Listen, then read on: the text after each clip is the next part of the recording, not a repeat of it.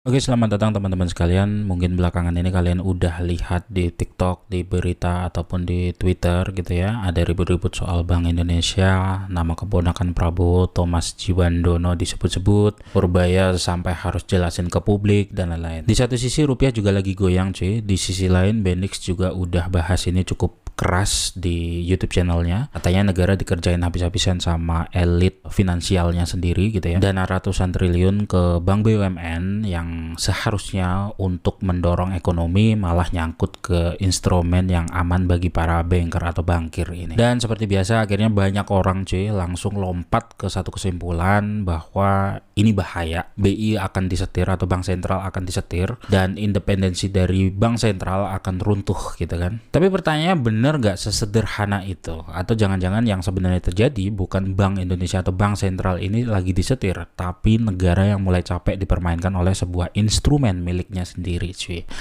Nah di video ini gua nggak mau pakai kacamata pasar cuy, gua mau pakai kacamata negara, pelan-pelan dan tetap pakai bahasa yang sederhana biar kita sama-sama juga paham gitu loh, ini solusi atau justru bahaya yang ditunda. Karena gini cuy, kita sederhanakan dulu. Kalau kita lihat dari kacamata pasar, Bank Indonesia itu tugasnya emang jaga duit cuy, jaga rupiah, jaga supaya harga nggak liar, supaya ekonomi bisa kerja dengan benar. Karena itu Bank Indonesia harus independen, nggak boleh ditarik-tarik ke ranah politik. Dengan munculnya nama Thomas Djiwandono, keponakan Prabowo disebut, publik langsung heboh. Tapi sebenarnya pertanyaannya yang paling penting bukan Thomas itu siapa atau latar belakangnya apa. Tapi pertanyaannya justru Bank Indonesia ini mau ditempatkan di mana sekarang? Masih berdiri sendirikah atau mulai duduk di dekat kekuasaan? Karena kalau yang berubah itu posisinya ini bukan soal satu nama cuy, ini soal arah negara. Oke, kita lanjut pelan-pelan aja cuy. Masalah di sini sebenarnya bukan soal siapa orangnya, bukan soal Thomas ini baik ataupun buruk, bukan juga soal dia pinter atau enggak. Karena kalau cuma soal orang pinter itu gampang cuy. Orang datang dan pergi, orang pinter di Indonesia banyak gitu loh. Yang jadi masalah itu posisinya. Kita harus paham dulu. Sejak awal Bank Indonesia itu dibuat untuk apa, ya kan? Bank Indonesia itu bukan kementerian cuy. Dia bukan bagian dari pemerintah. Kenapa? Karena tugasnya berat. Dia ngurus duit, ngurus inflasi, ngurus nilai tukar. Dan duit itu sensitif cuy. Sedikit aja salah, harga naik, rakyat marah, yang didemo tetap pemerintah. Ya kan? Makanya sejak reformasi Bank Indonesia dikasih satu prinsip yang penting, yaitu independensi. Artinya apa? Artinya dia boleh bilang tidak bahkan ke pemerintah. Bukan karena bank sentral itu bad institution, bukan, tapi karena tugasnya itu beda gitu loh. Pemerintah mikir gimana caranya bangun jalan, bantu rakyat, gerakin ekonomi gitu kan. Bank sentral tugasnya mikir gimana caranya supaya duit itu nggak rusak. Dua-duanya sama-sama penting, tapi nggak boleh duduk di kursi yang sama. Nah, sekarang masalahnya muncul di sini cuy. Ketika ada wacana orang yang dekat dengan kekuasaan masuk ke bank sentral atau Bank Indonesia, publik jadi was-was gitu loh. Bukan karena orangnya pasti salah, tapi karena kursinya jadi terasa bergeser. Yang tadinya berdiri agak jauh, sekarang kelihatan lebih dekat. Dan dalam dunia ekonomi, jarak itu penting. Bukan jarak fisik, tapi jarak keputusan. Kalau jaraknya terlalu dekat, pasar mulai mikir, investor mulai mikir, orang yang pegang duit juga mulai mikir. Ini nanti siapa yang mutusin gitu loh. Dan begitu kepercayaan mulai mikir, biasanya dia nggak nunggu jawaban lagi cuy. Dia langsung pergi. Ya kan? Jadi sekali lagi ini bukan soal Thomas. Ini soal apakah Bank Indonesia masih dilihat sebagai wasit atau pelan-pelan berubah menjadi player atau pemain. Sekarang kita masuk ke bagian yang agak halus sih. Bukan soal apa yang dikatakan, tapi soal kenapa perlu dikatakan. Waktu nama Thomas Djiwandono muncul, respon dari Purbaya itu begitu cepat cuy. Tegas dan terkesan diulang-ulang. Pesannya satu, ini nggak akan mengganggu independensi dari Bank Indonesia. Kalimatnya sederhana, ya kan? Kelihatannya sederhana, bahkan menenangkan. Tapi dalam politik dan ekonomi, kalau satu kalimat itu perlu diulang berkali-kali, biasanya ada kegelisahan di bawahnya. Karena kalau semua orang tenang, sebenarnya nggak perlu dijelasin panjang-panjang gitu loh. Nah di sini kita harus hati-hati. Ini bukan soal menuduh, bukan juga soal niat jahat. Pasar itu makhluk sensitif cuy. Dia bukan nunggu bukti gitu loh. Dia cuma baca arah angin. Dan ketika ada figur yang dikenal dekat dengan kekuasaan masuk ke ruang yang seharusnya netral, pasar langsung bertanya, ini nanti independensi beneran atau independensi di atas kertas doang? Thomas Jiwandono sendiri bukan teknokrat asing cuy. Dia paham ekonomi, paham sistem, tapi dia juga bukan figur yang kosong dari konteks politik gitu loh. Dan justru disitulah masalahnya. Bukan karena salah, tapi karena maknanya. Dalam dunia kekuasaan, siapa duduk di mana itu penting untuk dilihat cuy. Karena jabatan itu bukan cuma soal kerja, tapi soal simbol. Dan simbol itu kemudian dibaca oleh banyak orang, investor, pelaku pasar, bahkan negara lain. Jadi ketika Purbaya merasa perlu menutup isu ini rapat-rapat, sebenarnya dia sedang bicara bukan ke rakyat, tapi dia sedang bicara ke pasar untuk stay calm. Tapi masalahnya pasar itu nggak cuma dengar kata-kata cuy. Pasar itu lihat pola, lihat kecenderungan, lihat arah besar. Dan di titik ini pertanyaannya bergeser.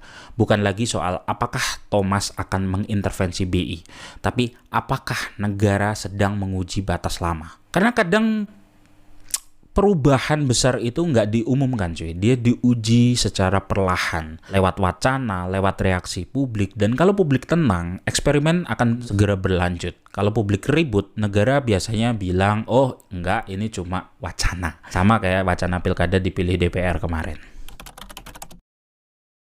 Di bab-bab sebelumnya gue udah jelasin tentang kegelisahan publik, keresahan netizen, dan kekhawatiran pasar. Dan gue rasa semua itu wajar cuy, karena dari kacamata pasar isu bank sentral emang sensitif. Sekarang di bab ini kita lurusin pelan-pelan, kita geser sudut pandangnya bukan lagi dari kacamata pasar, tapi dari kacamata negara. Karena begitu sudut pandangnya kita ganti, ceritanya pun akan berubah. Banyak orang denger istilah integrasi fiskal moneter, langsung mikirnya serem gitu loh. Seolah-olah Bank Indonesia ini bakal disetir sama pemerintah, independensi runtuh, dan politik masuk ke bank sentral. Kekhawatiran ini wajar, tapi kita harus bedain satu hal penting. Koordinasi itu beda dengan intervensi. Dan kenapa negara mulai mikir soal koordinasi yang lebih rapat ini cuy? Ini bukan tanpa alasan bos. Kita pernah lihat contohnya. Beberapa waktu yang lalu pas negara butuh dorongan ekonomi, likuiditas harusnya jalan dan kredit harusnya bergerak. Maka dikucurkanlah dana besar sekitar 200 triliun rupiah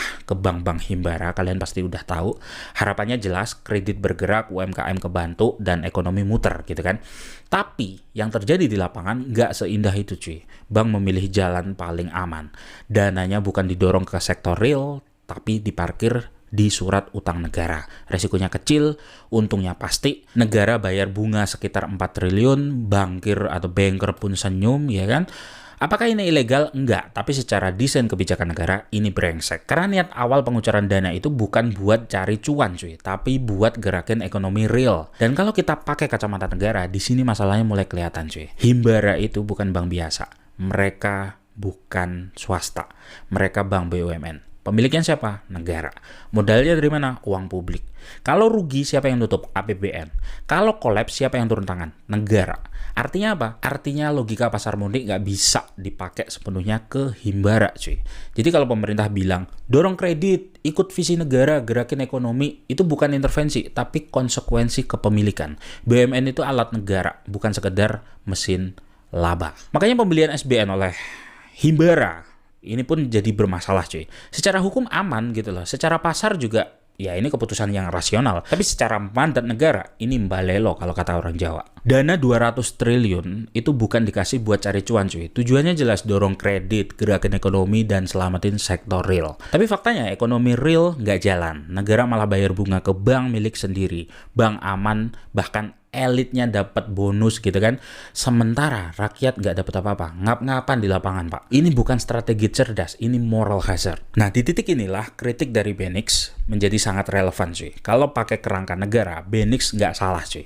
Karena yang dia kritik bukan angka dan bukan teknis, tapi pembangkangan mandat. Pesannya sederhana, BUMN itu bukan swasta gitu loh. BUMN itu tangan dari negara. Kalau negara minta dorong ekonomi, ya dorong. Bukan malah cari aman dan cari cuan. Jadi wajar kalau negara itu mulai belajar mikir tentang koordinasi yang diperketat. Celah mbalelo ditutup dan kepatuhan BUMN ditegaskan. Ini bukan otoritarian, ini kedaulatan. Kasus 200 triliun itu bukan kecelakaan cuy, tapi sebuah tamparan keras untuk negara. Bahwa kebijakan bagus di atas kertas bisa dibelokin di level taktis. Dan disinilah isu integrasi fiskal moneter itu muncul. Masalahnya sebenarnya bukan di orang dan bukan di bankernya cuy, tapi bank emang didesain untuk cari untung, bukan buat jadi pahlawan gitu loh. Kalau dikasih dua pilihan, kredit UMKM yang ribet dan berisiko atau SBN yang aman dan cuan, ya sistem akan mendorong bank memilih yang opsi kedua gitu loh. Jadi masalah intinya ada di desain hubungan antara fiskal, perbankan, dan moneter. Negara kalah cerdik di sini dari sistem yang dia bangun sendiri atau dia build sendiri. Dari sinilah baru kita bisa paham kenapa negara itu mulai menempatkan figur-figur kepercayaannya di level struktural, termasuk di bank sentral. Nah ini bukan konspirasi atau bukan mau ngelawan banker gitu loh. Ini negara belajar dari kejadian 200 triliun kemarin gitu kan.